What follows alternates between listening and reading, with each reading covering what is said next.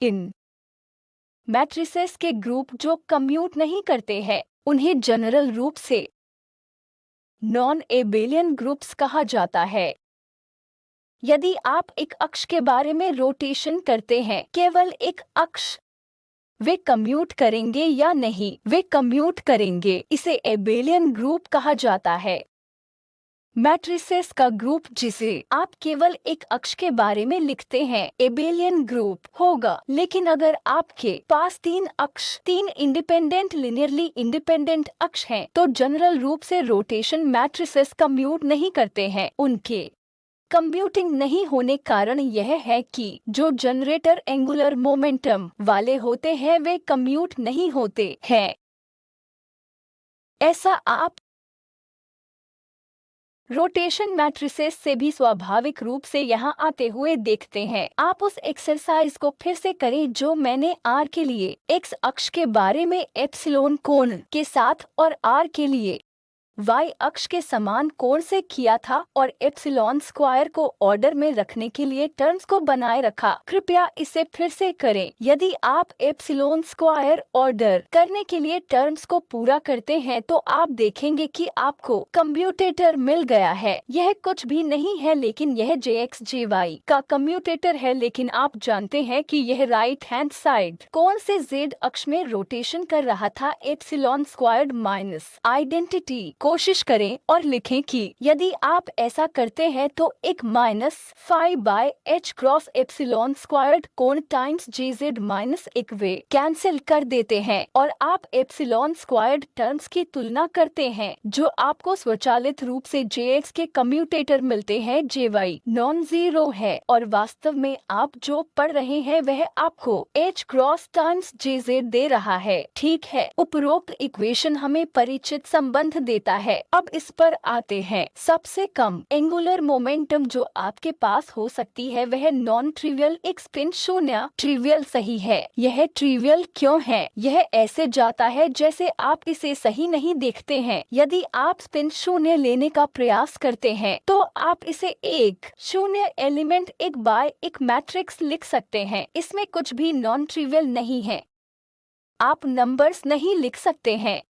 यदि आप शून्य स्पिन के लिए एक क्रॉस एक मैट्रिक्स लिखते हैं, आप इसे नॉन कम्यूटिंग नहीं बना सकते हैं। इस संबंध को संतुष्ट करने का एकमात्र तरीका यह है कि जेएक्स को शून्य, जेवाई को शून्य और जेजेड को शून्य ले। यह ट्रिवियल को संतुष्ट करता है तो यह ट्रिवियल है। स्पिन शून्य ट्रिवियल प्रतिनिधित्व है। अगला स्पिन हाफ है जो पहला नॉन ट्रिवियल प्रतिनिधित्व है। ठीक है, तो स्पिन हाफ के लिए आप यूनिटरी ऑपरेटर का निर्माण कर सकते हैं। स्पिन हाफ में दो अवस्थाएं संभव होंगी। जे बराबर हाफ होगा, एम बराबर प्लस हाफ और एम बराबर माइनस हाफ होगा। यह दो अवस्थाएं संभव हैं। आप जे को हाफ के बराबर एम हाफ के बराबर जैसे एक शून्य और जे हाफ बराबर और एम बराबर माइनस हाफ जैसे शून्य एक डिनोट कर सकते हैं। आप जे x j y j Z को 2x2 मैट्रिसेस के रूप में लिख सकते हैं। हमने इसे स्टर्न गेरलाच में किया है। मैं इसे यहाँ ग्रुप थ्योरी पिक्चर से डाल रही हूँ और आपके पास 2x2 यूनिटरी मैट्रिसेस के सेट हो सकते हैं और आप उन मैट्रिसेस की जांच कर सकते हैं जिन्हें आपने किया था। सिग्मा पॉली मैट्रिसे है, सभी ट्रेसलेस मैट्रिसेस थे। हम जे जेड को half H cross sigma Z times ले सकते हैं जहां सिग्मा जेड पॉली मैट्रिक्स है जो एक शून्य शून्य माइनस एक है। यदि आप exponential I theta Z J Z by H cross लेते हैं, यह कोण थीटा जेड रोटेशन के लिए यूनिटरी ऑपरेटर है। जेड हैट यदि आप इसे रखना चाहते हैं तो यह u का डिटर्मिनेंट होगा। यह क्या है? यह e power i theta z h cross trace j x j y j z होगा। वे सभी ट्रेसलेस मैट्रिसेस हैं। पॉली मैट्रिसेस सभी ट्रेसलेस हैं। अन्य कारक वास्तव में कोई भूमिका नहीं निभाते हैं तो e पावर जे जेड के ट्रेस शून्य है, जिसका अर्थ है कि u का डिटर्मिनेंट प्लस एक है। तो UR मैट्रिसेस के इस संग्रह को S कहेंगे। यू यूनिटरी के लिए है वेक्टर स्पेस का पहला नॉन ट्रिवियल डायमेंशन जिसमें यह दो डायमेंशन की भूमिका निभाता है। हम नोटेशन को एसयू रूप में लिखते हैं।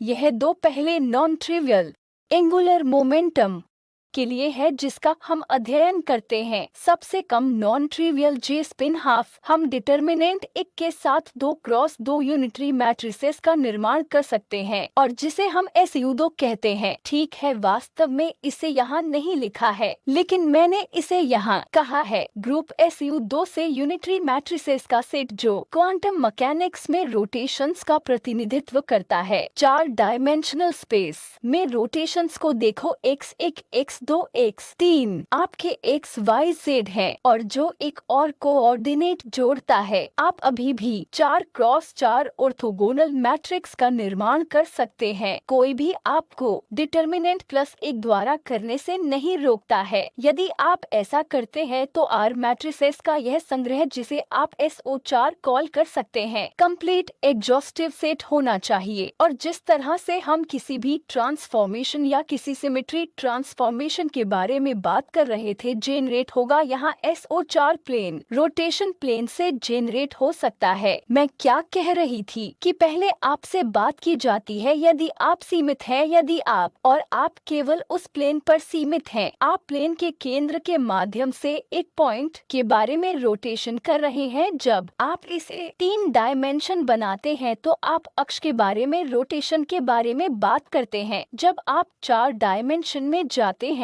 तो इसका रोटेशन प्लेन के बारे में होता है, तो यह चलता रहता है। आमतौर पर जब आप रोटेशन करते हैं तो केवल 2 कोऑर्डिनेट्स मिक्स्ड होते हैं। कोऑर्डिनेट्स XA और XB वे मिक्स्ड हो जाते हैं और जनरेटर को औपचारिक रूप से उन कोऑर्डिनेट्स के साथ लिखा जा सकता है। शेष प्लेन के बारे में चिंता करने के बजाय यह लिखने का एक अच्छा साफ सुथरा तरीका है। हाइड्रोजन एटम में यह वही है जो मैं पूर्णता के लिए कह रही थी। मैंने सोचा कि मैं यहाँ डाल दूं।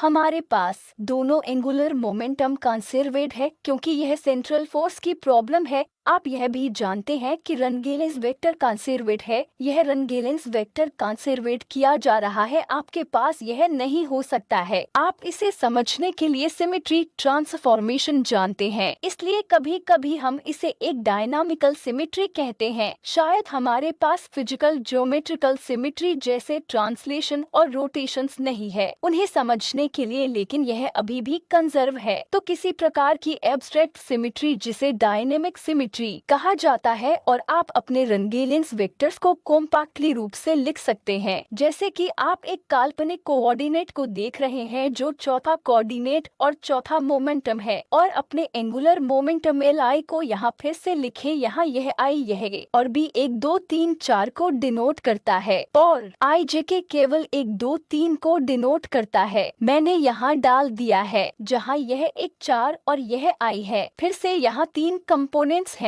तो यहाँ SO4 समूह के लिए 6 जनरेटर होंगे। यह एंटी सिमेट्री है और यहाँ कितनी इंडिपेंडेंट संभावनाएं हैं? 6। तो 6 जनरेटर आपके साथ उपयोग करके हाइड्रोजन एटम प्रॉब्लम का भी अध्ययन शुरू कर सकते हैं। जैसे कि यह एक काल्पनिक चौथा कोऑर्डिनेट के रूप में इसका कोई अर्थ नहीं है, लेकिन मैथमेटिकल प्रॉब्लम के रूप में आप हल कर सकते हैं। आप स्पेक्ट्रम को एनर्जी स्पेक्ट्रम के समानुपाती के रूप में -1/L² के समानुपाती प्राप्त कर सकते हैं। मैं यह नहीं कर रही हूँ। अगर किसी को दिलचस्पी है तो कृपया क्वांटम मैकेनिक्स में स्किफ सिमेट्रीज को देखें जहाँ वह इस डायनामिकल सिमेट्री के बारे में बात करते हैं और स्पेक्ट्रम बहुत अच्छी तरह से काम करते हैं। ठीक है, क्वांटम मैकेनिक्स भेद नहीं करता है कि क्या आप केवल ऑर्बिटल एंगुलर मोमेंटम करते हैं या आप स्पिन एंगुलर SU2 उन ऑर्बिटल एंगुलर मोमेंटम के लिए भी हो सकते हैं, लेकिन यह उसी का एक उच्च डायमेंशनल प्रतिनिधित्व है क्योंकि आप 3x3 मैट्रिसेस लिखते हैं। आप अभी भी यूनिटरी ऑपरेटर को लिख सकते हैं। ठीक है, अब जब आपको इतना समझ आ गया है तो मुझे थोड़ा और समझाने दें। तो आप क्या कर सकते हैं, आप अपना LZ एक 0.000000 -1 के रूप में लिख सकते हैं। आप rotation theta Z upon Z hat के लिए एक यूनिटरी ऑपरेटर लिख सकते हैं। स्पिन 1 या L 1 के बराबर दोनों एक ही हैं। स्पिन 1 मेरा मतलब J 1 के बराबर और यहाँ L मेरा मतलब L 1 के बराबर है। जब मैं I theta Z LZ over H cross का एक्सपोनेंशियल लिखती हूँ, मैं वास्तव में अलग नहीं कर रही हूँ कि S क्या है और L क्या है। J एक हो सकता है, S और L J में कैसे जाते हैं मुझे चिंता नहीं है। मुझे क्या चिंता है कि क्या मैं मैट्रिक्स दे सकती हूँ। आपको LX और LY लिखना है। मुझे लगता है कि यह आपके किसी ट्यूटोरियल शीट या असाइनमेंट में है। आप JX JY और JZ के लिए भी इसी तरह लिख सकते हैं। आपको यह बताने की जरूरत नहीं है कि S और L के कंपोनेंट्स क्या हैं। हम किसी पॉइंट पर इस पर आएंगे। हम क्लेब्स गोल्डन करेंगे। अभी जब मैं कहती हूँ कि मैं आपको फिजिकल रोटेशंस में देती हूँ, यदि मैं आपको ऑर्बिटल एंगुलर मोमेंटम देती हूँ, आप अभी भी इसके लिए यूनिटरी ऑपरेटर का निर्माण कर सकते हैं। लेकिन अगर मैं यह नहीं कहती कि यह ऑर्बिटल एंगुलर मोमेंटम है, लेकिन यह स्पिन J है, स्पिन J से तो इसका एक पीस हो सकता है जो ऑर्बिटल एंगुलर मोमेंटम है। हमारे पास एक पीस हो सकता है जो एक साथ स्पिन एंगुलर मोमेंटम है।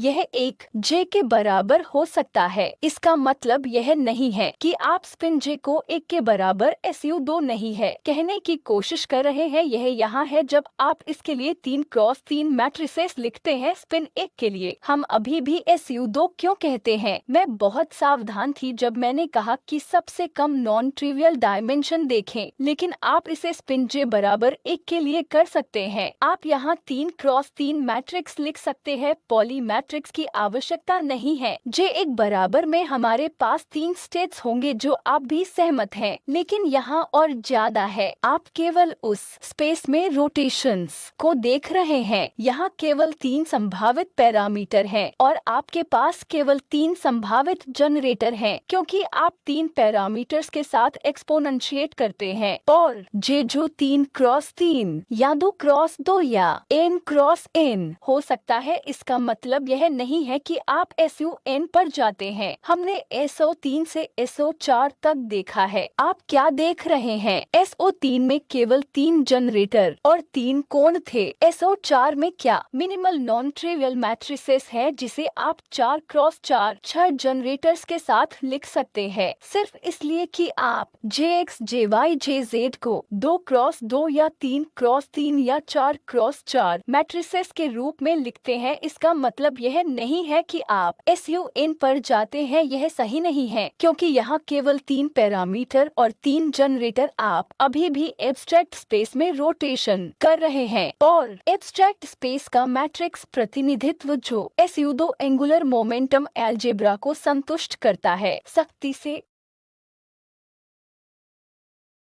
यह है कि आप इससे बाहर नहीं जा रहे हैं। SO4 अलजेब्रा आपके SO3 अलजेब्रा के समान है। SO3 अलजेब्रा के पास LX LY बराबर IH क्रॉस LZ है, लेकिन SO4 अलजेब्रा अलग है। मैं हमेशा 3 डायमेंशन में रोटेशन के सेट को 4 डायमेंशन में रोटेशन के सेट के सबसेट के रूप में लिख सकती हूँ, जिसमें केवल ये 3 शामिल होंगे, लेकिन वे 4x4 मैट्रिक्स की तरह दिखेंगे। 4x4 मैट्रिक्स की तरह दिखने का मतलब यह नहीं है कि यह SO4 है। यह सभी संभावित जनरेटर को एक होस्टिंग करने वाला एक पूरा सेट होना चाहिए। स्पिन 1 के लिए 3x3 मैट्रिक्स लिखना। आप यह नहीं जज कर सकते कि यह SU3 है। आपको यह देखना होगा कि कितने पैरामीटर शामिल हैं, कितने जनरेटर्स शामिल हैं। यदि मैं लिखती हूँ कि ईथीटा डॉट J के साथ स्पिन 1 के लिए 3x3 हो सकता है, तो मुझे पता होना चाहिए कि यह SU2 है। आपको केवल पहले नॉन ट्रिवियल निम्नतम डायमेंशन को देखना है और इसे ठीक करना है। यह आपके लिए भी एक अभ्यास है। मैं आपको रोटेशंस के बारे में भी नहीं बताऊंगी। मैं आपको इस कंडीशन की R ट्रांसपोज आइडेंटिटी के बराबर है, डिटरमिनेंट्स R 1 के बराबर है का उपयोग करने के लिए कहूंगी। संभव इंडिपेंडेंट बेसिस नंबर ज्ञात करने का प्रयास करें। SO3 के मामले में, SU2 के मामले में और SO4 के मामले में वास्तव में जांच कर सकते हैं और इंडिपेंडेंट बेसिस नंबर दिखा सकते हैं। या जनरेटर SU2 के लिए 3, SO3 के लिए 3 और SO4 के लिए 6 होंगे। सुनिश्चित करें कि आपने ऐसा किया होगा। जब आप सिमेट्रिक मैट्रिक्स एंट्रीज लिखते हैं तो ऑर्थोगोनल मैट्रिक्स एंट्रीज नंबर आप जानते हैं कि कितनी नॉन जीरो एंट्रीज हैं। 3 डायमेंशन में एंटीसिमेट्रिक मैट्रिक्स में केवल अपर डायगोनल और लोअर डायगोनल अपर डायगोनल का नेगेटिव है, तो केवल 3 एंट्रीज है। इसी तरह यूनिटरी मैट्रिसेस के लिए जहां यह हर्मिटियन का एक्सपोनेंशियल है, यदि आप 2x2 मैट्रिक्स पर हेर्मिटिसिटी कंडीशन डालते हैं तो यहाँ कितनी इंडिपेंडेंट एंट्रीज हैं आप डिटर्मिनेंट को 1 के बराबर रखते हैं। कितने रिड्यूस्ड हो जाएंगे, कृपया इसे इंडिपेंडेंटली जांचें। ठीक है, SU2 के लिए उच्च डायमेंशनल प्रतिनिधित्व लिखकर आपके लिए भी स्पष्ट होगा। इसका मतलब यह नहीं है कि आप इसे SU3 या SU4 कह सकते हैं। निर्भर करता है कि कितने पैरामीटर और कितने जनरेटर ठीक हैं। SU2 के लिए आप वेक्टर R डॉट सिग्मा के रूप में डिनोट कर सकते हैं। ठीक है, यह इसे लिखने का एक तरीका है। R डॉट सिग्मा क्या है? यह और कुछ नहीं बल्कि Z माइनस Z, यह x प्लस IY या x माइनस IY और x प्लस IY कुछ इस तरह है। रोटेशन क्या करता है? वेक्टर R प्राइम पर जाता है जो R टाइम्स R है। यहाँ यह 2 SU2 के लिए क्या है? यह है कि यदि आप थीटा का U लेते हैं, यह थीटा का R है।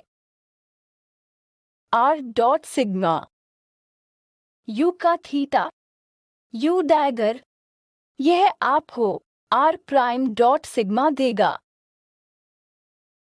तो SO3 में इस इक्वेशन का एनालॉग यह होगा, फिजिकल स्पेस में भी होगा। अब आप ध्यान दे सकते हैं कि यदि आप यहाँ 2 साइन लेते हैं तो आप U को एक आइडेंटिटी के साथ ले सकते हैं, थीटा का U और U का माइनस थीटा, दोनों आपको एक ही इक्वेशन देंगे। ठीक है, क्योंकि 2 U हैं, U डैगर वहाँ है, तो यहाँ आइडेंटिटी मैट्रिक्स को या तो आइडेंटिटी या माइनस आइडेंटिटी द्वारा दर्शाया जा सकता है। यह एक होमो है। यह A2 एक मैट्रिसेस ठीक है। यह आपको बताता है कि यह एक से एक नहीं है। तो यदि आप R का सेट R1 R2 R3 लिखते हैं तो आपके पास U1 माइनस U1 हो सकता है, दोनों कॉरस्पॉन्ड है। ठीक है, वह सूक्ष्मता है, अलजेब्रा वही है। लेकिन यदि आप फिजिकल रोटेशन को देख रहे हैं जिसमें इंटीग्रल एंगुलर मोमेंटम शामिल है, तो उन मैट्रिसेस को SO3 के लिए इसोमॉर्फिक बनाया जा सकता है। लेकिन अगर आप हाफ ऑड इंटीग्रल देख रहे हैं तो इस तरह इसे देखने का तरीका है। और आप देख सकते हैं कि यहाँ 2 से एक मैट्रिक्स है, इसलिए हम कहते हैं कि SU2 होमोमॉर्फिक है।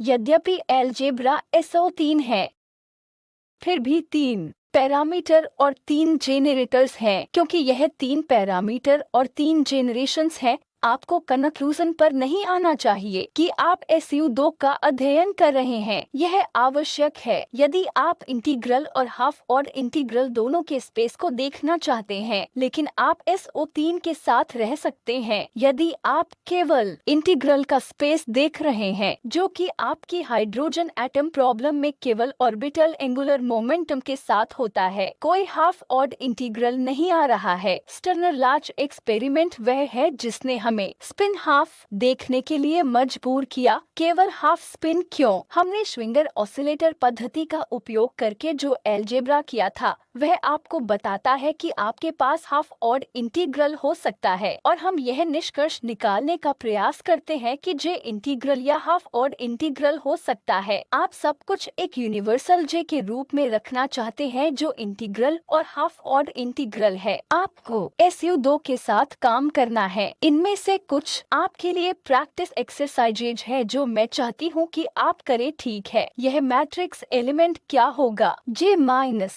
J प्लस J माइनस का हर्मिटियन कॉन्जुगेट है। यह मैट्रिक्स एलिमेंट हमेशा होना चाहिए। मैं इसे केवल कॉम्पैक्ट दिखने के लिए यहाँ रखती हूँ, लेकिन आप इस छोटे J को यहाँ रखें। यह मैट्रिक्स एलिमेंट क्या होगा? यह तर्क क्यों था कि हार्मोनिक ऑसिलेटर में dagger expectation value positive definite था, वही तर्क यहाँ से गुजरेगा।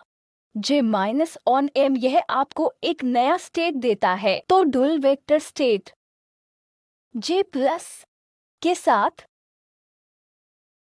डुअल रो स्टेट M के अनुरूप होगा। ठीक है, यह हमेशा 0 से अधिक या बराबर होना चाहिए। तो अपने Jx plus IGY Jx minus IGY के टर्म्स में स्पष्ट रूप से फिर से लिखें, और आप इसे स्पष्ट रूप से लिख सकते हैं। क्या हम Jx squared plus Jy squared भी लिख सकते हैं? आप इसमें Jz स्क्वायर जोड़ सकते हैं और इसमें Jz स्क्वायर सब्सट्रैक्ट करें।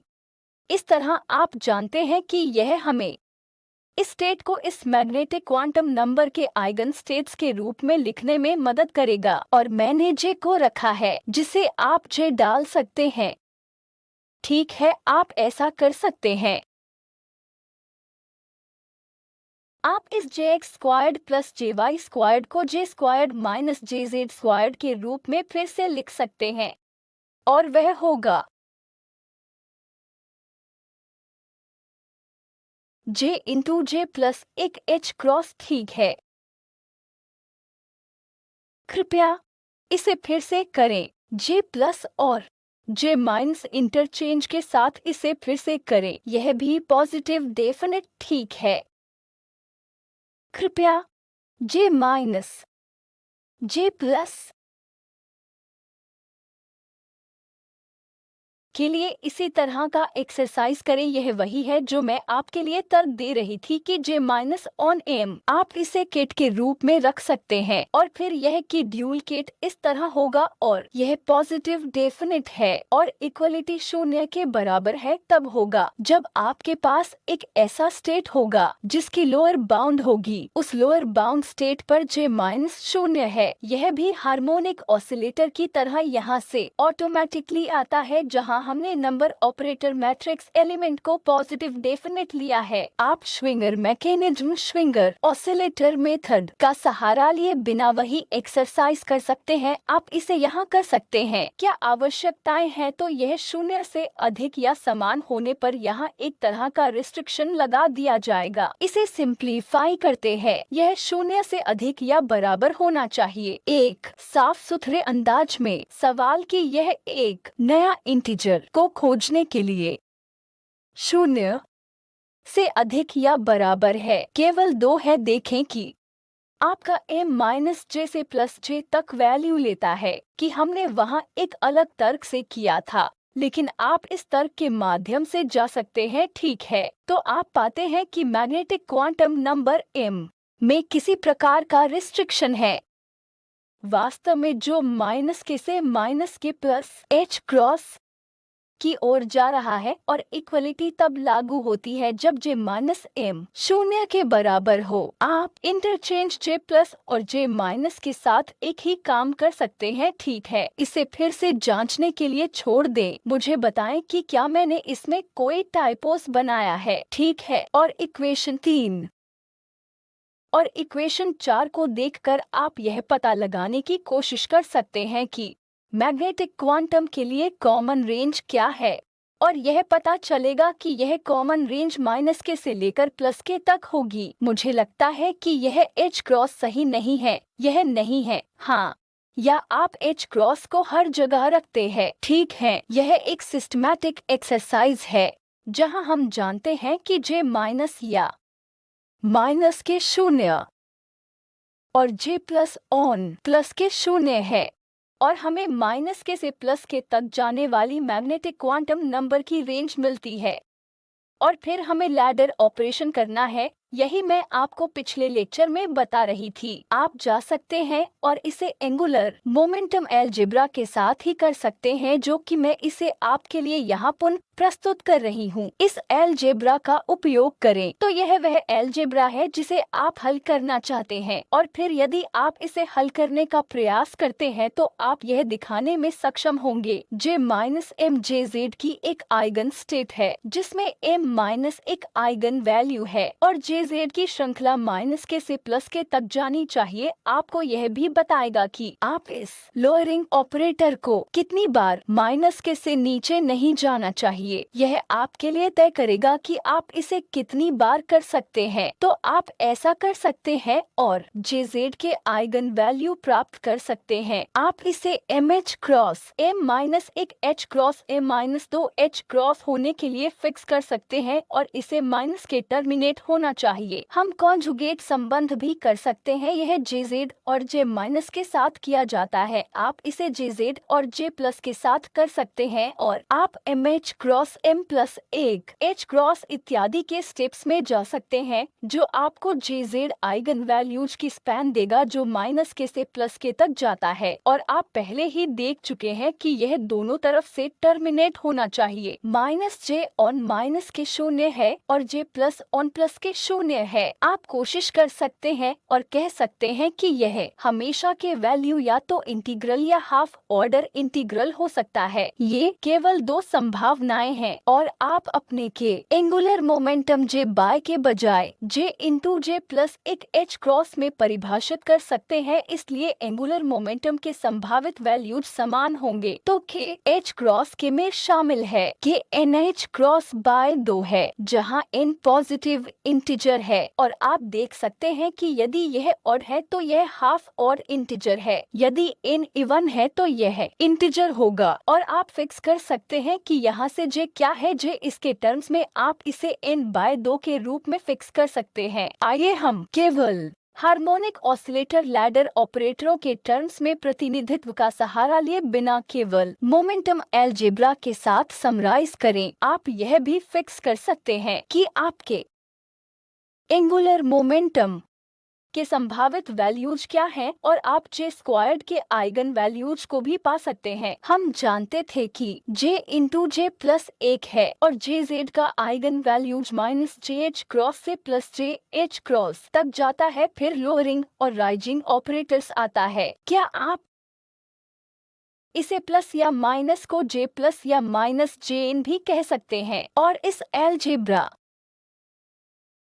का उपयोग करें और कोशिश करें, और जिस तरह से हमने CN और DN लिखा है वही काम यहाँ करें, ठीक है। हम JM पर J प्लस या माइनस को C प्लस या माइनस JM प्लस या -1 के रूप में डिनोट करते हैं। मैंने हार्मोनिक ऑसिलेटर अप्रोच द्वारा किया था। मैंने कहा था कि आप कृपया इसे देखें, और आज इस पर चर्चा करेंगे। इस टाइम में भी चर्चा नहीं कर रही हूँ, मैं कह रही हूँ यह एक प्रैक्टिस है। आप कृपया इसे स्वयं करें। मैं इसे पूर्णता के लिए रख रही हूँ ताकि आप जा सकें सकें और गलती होने पर इसे देख सकें। वास्तव में मैं बहुत तेजी से जा रही हूँ क्योंकि मैंने कहा था कि यह आपके लिए प्रैक्टिस है। यह करें और पता करें कि C प्लस या माइनस मोड स्क्वायर क्या है और C प्लस या माइनस एंगुलर मोमेंटम अलजेब्रा से भी इस तरह से निकलेगा। मैं इसे यहाँ छोड़ दूंगी, मैं यहाँ रुकती हूँ।